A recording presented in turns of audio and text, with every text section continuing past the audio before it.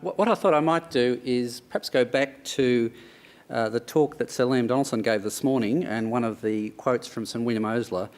And the particular quote that struck me was, "If the foundations are faulty, the building will crumble."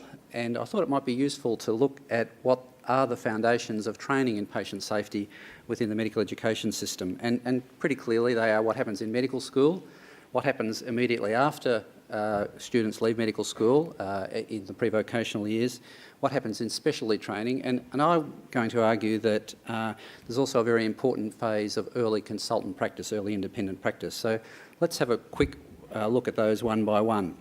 So medical school, well, if we make a comparison to the sort of training that I got back in the 1970s, I think there have been very major improvements. Most medical courses are now delivered in themes and at Deakin. My own medical course, we have a theme of ethics, law and professional development. This is 12.5% of the marks in every year of the course. The students have to pass that if they want to progress to the next year. So I think that's sending a very strong message to the students that that's an important component of their learning, and we've tried to incorporate patient safety as a major stream within that theme. And we're no different from any other medical school around the country. We've tried to pick up some of the important work that Meryl and others have done with the WHO patient safety curriculum, and we think we are at least getting the message across. There are a number of difficulties, of course, and the other medical deans in the audience will be fully aware of this. There's the difficulty of a very crowded curriculum. Perhaps to illustrate it to this particular audience, do I put more patient safety in or do I put more anatomy in? I can't actually have them both. Another difficulty is getting student engagement, there's the law of clinical skills, and students will always see that as much more fulfilling and important. Another difficulty is that if you start talking about good professional practice or good patient safety, inevitably students are going to see examples of bad practice in their clinical training, and how do you deal with that? How do you maintain the trust in the system? So that's, I guess, a C+, B- for how we're going in medical school.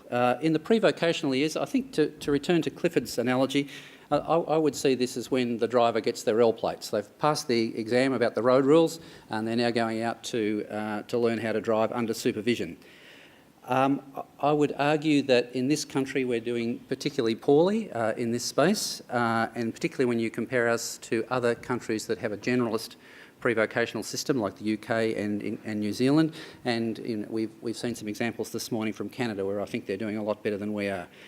We've actually got a curriculum, the Australian Curriculum Framework for Junior Doctors, which has got a strong patient safety component in it, but essentially there's been no funding for that, no development for that over the last couple of years.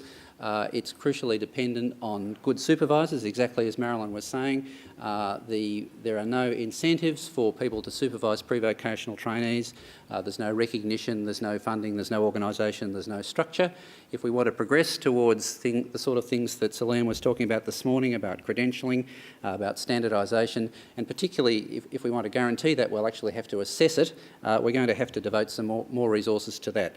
And I think it's useful, a very useful analogy. I agree with Chris to think about driving. I mean, would we seriously let people go on their L plates with multiple supervisors who may or may not know whether they're supervising the new driver without any curriculum that everyone has to do, without any assessment? Of course we wouldn't. So we've really got, I think, a long way to go there. Moving on to specialty training, to continue the motoring analogy, I think this is the P-plate stage. And I have less recent experience and knowledge of this, but my impression is that we're actually not doing too badly and that it's getting better. The statement that we saw this morning, the consensus statement, will, I'm sure, be incorporated and taken up by all college training curricula, and already there's a fairly strong incorporation of patient safety in college curricula, perhaps more so in some colleges than others. The challenge that I think I would put to colleges is that if you really want this to stick, assessment drives learning, you have to assess it in a reasonable way, in a meaningful way, and I don't honestly think that's being done at the moment. Now, There's been a lot of discussion about the difficulty of assessing professionalism today, and I certainly agree with that, but I do wonder whether it might be a little bit easier to devise workplace-based assessments for patient safety than some of the other components of professionalism that we've been talking about. Okay, so the final stage of driving experience is off P-plates. An independent driver, but continuing the road analogy, lots of accidents occur in this period, and it's an important, like the pre-vocational first experience, an important time for developing lifelong habits. And I think the challenge for us here is how to inculcate in our recent graduates a culture which accepts and indeed expects that their performance with respect to safety is going to be monitored. The data is going to be collected, which will give some information about their impact on patient safety, and more importantly, that if there is an issue, there'll be a blame-free approach to remediation. And I think if I can perhaps throw another challenge out to the college educators, I think this is a very important issue that perhaps college continuing professional development programs could take off. Okay, so before I finish, I just want to return to one more thing that struck me in Sir Liam's talk this morning, and that was his comment that training in patient safety, or indeed in other aspects of professionalism, does need to be more responsive. And those of you who've been involved in setting up educational bodies, developing curricula, will know that changing them is very similar to turning a supertanker. It takes a long time. And I guess the effector arm in education is Australian Medical Council accreditation of medical schools and of colleges, and hopefully in the not too distant future of pre-vocational training.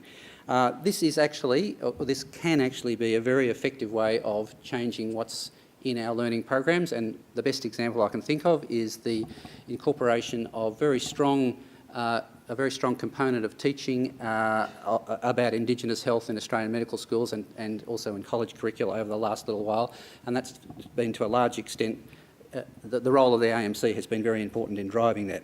So is there a way that we can actually incorporate patient safety into the AMC accreditation process? Does there need to be more communication between the Quality and Safety Commission and the AMC and the people actually delivering the educational programs?